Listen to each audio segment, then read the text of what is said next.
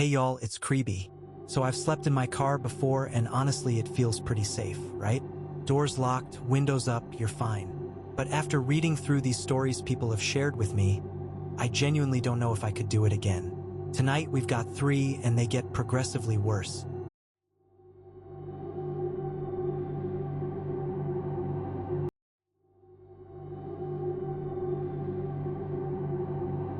The figure was already there when I opened my eyes. I want to be clear about that. I didn't hear something and then look. I didn't gradually become aware of a presence.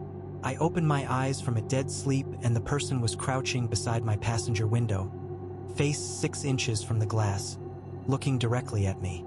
Still, completely unnaturally still. I'm a logistics coordinator. I spend my working hours tracking shipments, cross-referencing manifests, reconciling numbers that don't match. My brain does not panic. Catalogs. So when I came out of sleep and registered what I was seeing, my first conscious thought wasn't fear. It was wrong. That is wrong. The word sat in my chest like a stone while the rest of my mind caught up. I had pulled into the rest stop at 1:47 a.m. I remember because I noted the time on my phone before I set it face down on the passenger seat. I'd been driving since Salina, 8 hours into a 12-hour leg from Denver to St. Louis, and I couldn't afford another motel. My system was simple. Recline the front seat, roll a sweatshirt under my head, set an alarm for 4 a.m., sleep. I'd done it twice before on the same trip. It was unremarkable. The lot had been empty when I pulled in. I checked it the way I check everything methodically before I closed my eyes. The person crouching at my window had not been there at 1:47 a.m. I sat up slowly, not because I was trying to be cautious, because my body was processing the situation the same way it processes a discrepancy in a shipping report. Methodically, collecting data before responding. When I sat up, the figure stood. Not quickly, not startled. They just unfolded from their crouch in one slow, deliberate motion, the way you'd stand up after tying your shoe.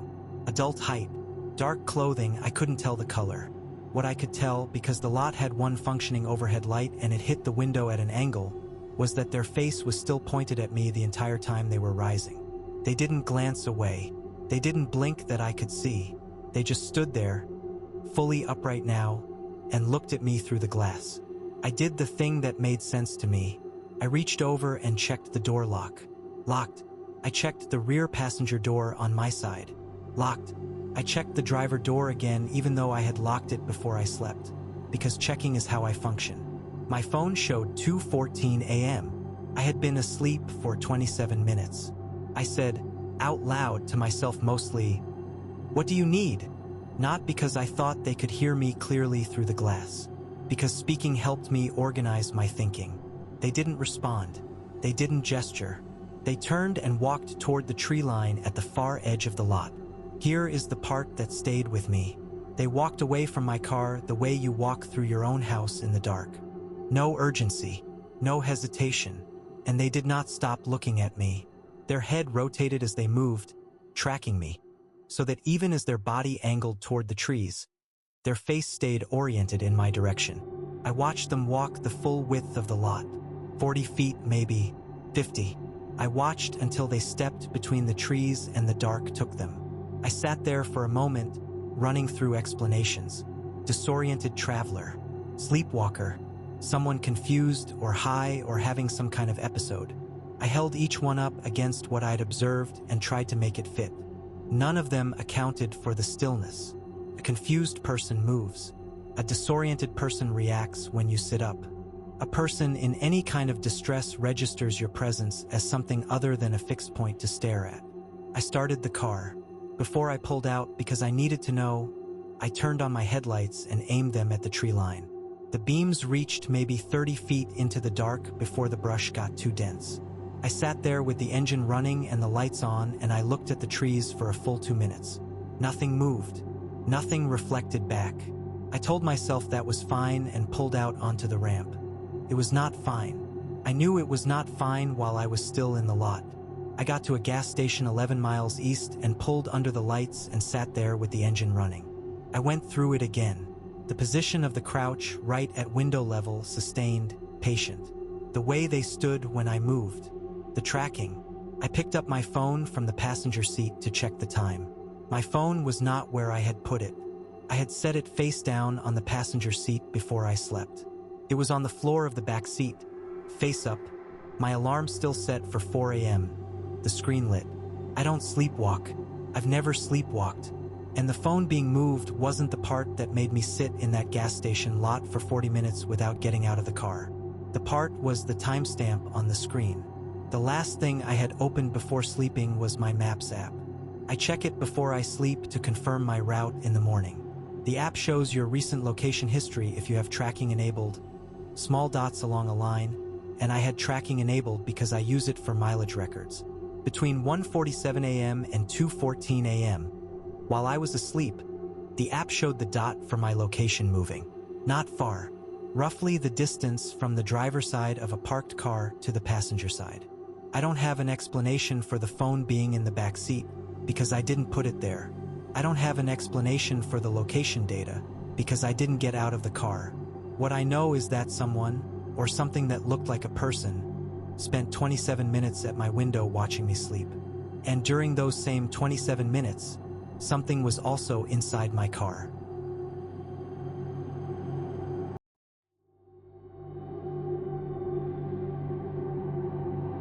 The car shifted before I heard anything. Not a vibration, not wind. A slow, deliberate lean like someone had put their full weight against the passenger side door. I want to be clear about something before I get into this. I'm not a person who scares easy. I've worked overnight stock at Ramsey's Grocery for 3 years. I've closed the building alone, walked through a dark warehouse at 2 in the morning looking for the fuse box, found a guy sleeping behind the dairy coolers once and just woke him up and told him he had to leave. I don't spook. So when I say what happened in that parking lot scared me in a way I still can't fully account for, I need you to understand that I spent the entire time actively trying to talk myself out of it. Here's the situation. My landlord, Gary, had been threatening to change the locks over a dispute about a water heater I'd asked him to fix for 4 months. I came home from my Thursday close shift to find my key didn't work. It was midnight. I had nowhere to go, nobody I wanted to call at that hour, and I still had my Friday morning shift at 6. So I drove back to Ramsey's, parked in the loading dock area behind the building, put my seat back, and tried to sleep in my car.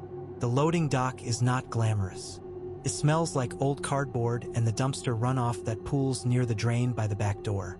The lights back there are on a sensor, so most of the time it's dark unless a car pulls in or something sets them off.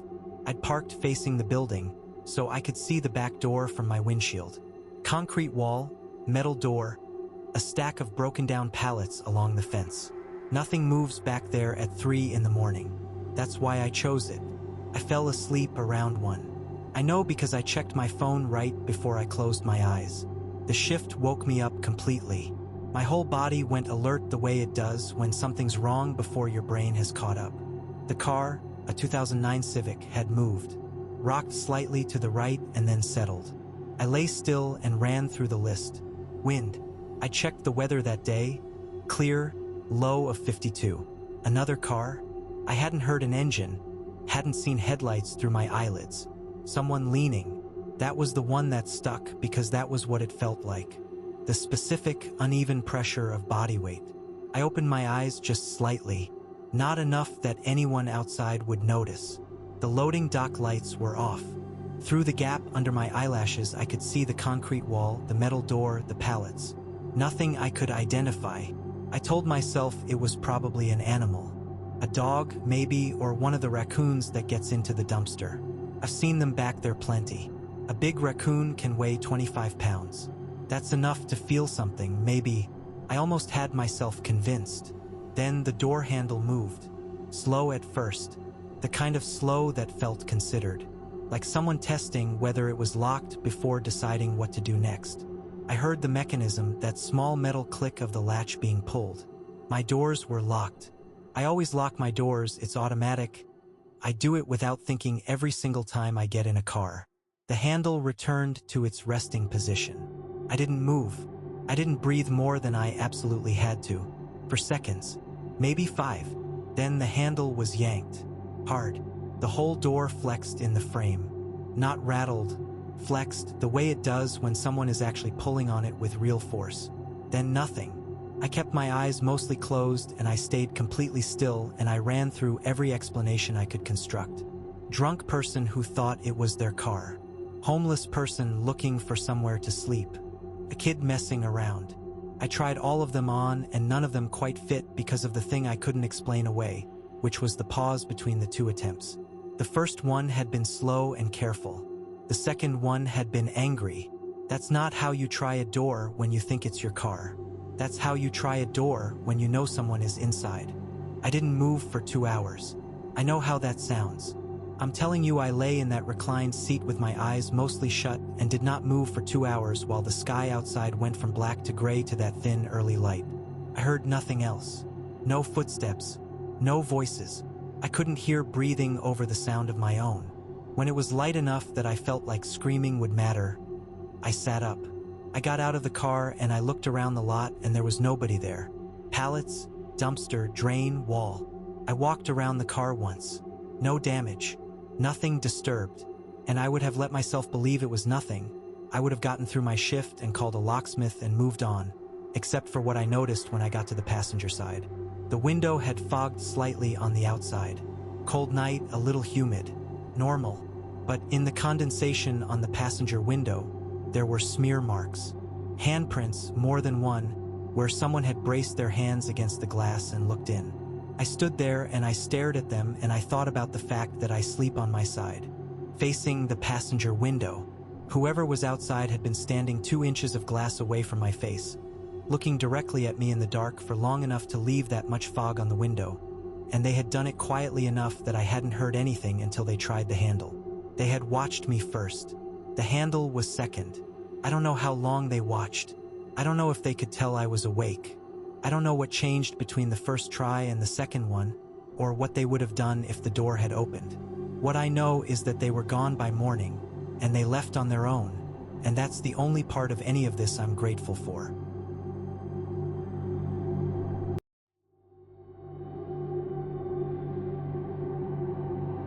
The van wasn't there when I fell asleep. I know that because I checked my mirrors before I reclined the seat. The way my dad taught me, old habit. And there had been nothing but empty asphalt and the faint orange glow of the highway on the horizon. I'm a regional courier. I drive a Chevy Express cargo van, which is funny now in a way that makes my stomach hurt. I haul medical equipment, mostly dialysis supplies and surgical kits, light loads but time-sensitive, and I'd been on the road since 5 a.m. out of Oklahoma City. 14 hours.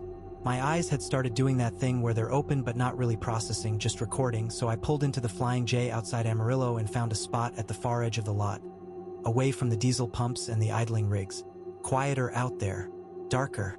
I texted my dispatcher, set an alarm for 6 a.m., and I was out before I even put my phone down. What woke me at 4 a.m. wasn't a sound. It was the absence of one. Truck stops have a texture to their noise, engines cycling, the hiss of air brakes, country music leaking from cab windows. When I opened my eyes, all of that was still there, distant.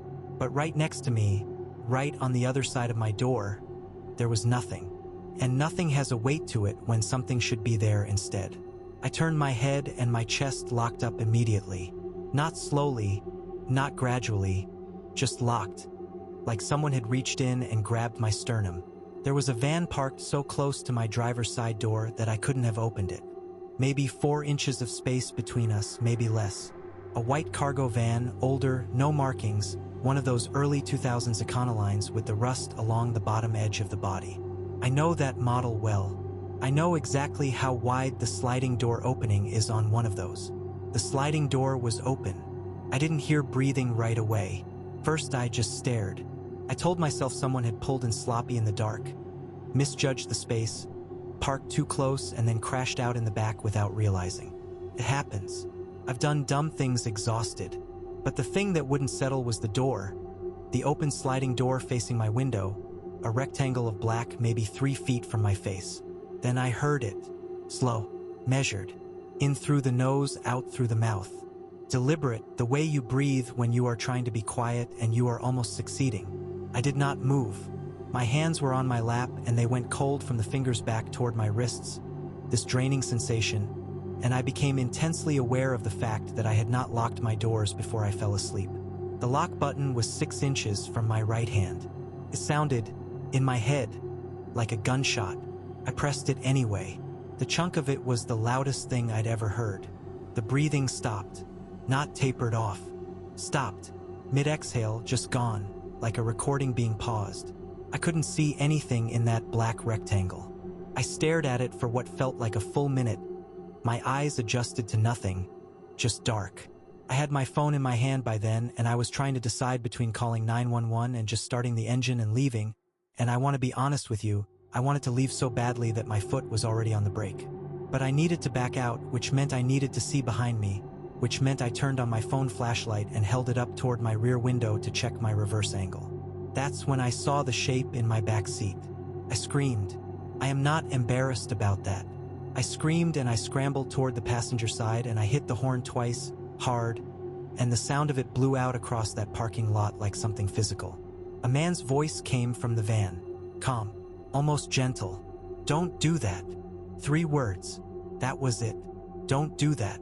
I was shaking so hard I could hear my own breathing, and I actually said out loud, "There's someone in my car," because I needed to say it, because my brain needed to hear it confirmed. The shape in my back seat didn't move, didn't respond.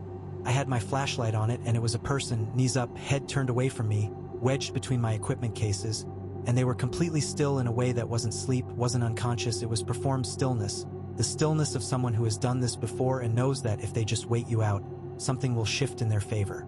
I hit the horn again 3 times long, and I saw lights come on in a cab 2 rows over. The voice from the van said, "Quieter. You should turn that off." I didn't turn it off. I held it down. A trucker got out. Big guy, Peterbilt. He walked toward my van with a flashlight of his own, and I cracked my passenger window and I said, "Someone is in my back seat. Don't let that van leave." He stopped. He looked at me. He looked at the white Econoline. He pulled out his phone. The person in my back seat moved then.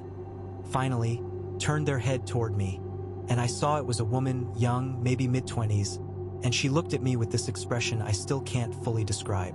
Not scared, not aggressive, evaluating, like she was running numbers. She said, "I just needed to sleep somewhere." I want to tell you I believed her, even for a second. I want to tell you it seemed plausible. But I'd heard that breathing from the van. I'd heard the man's voice telling me not to honk. And I thought about the way she was positioned in my back seat. Not sprawled out the way someone collapses when they're just exhausted, but compact, specific, deliberate. Tucked in where she could reach the driver. The police came, 2 units, and what they found in the back of that Econoline was a length of rope, a roll of duct tape, 2 prepaid phones with no contacts and no call history, and a collection of zip ties still in the packaging. They also found, tucked into the space behind the driver's seat of my own van, a folded piece of paper with my license plate written on it in ballpoint pen, and below it, my name, my dispatcher's name, and the address of the depot I'd left from in Oklahoma City that morning.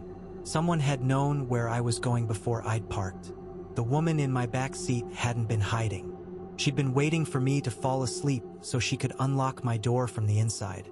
I was the destination. I had been the destination since Oklahoma City.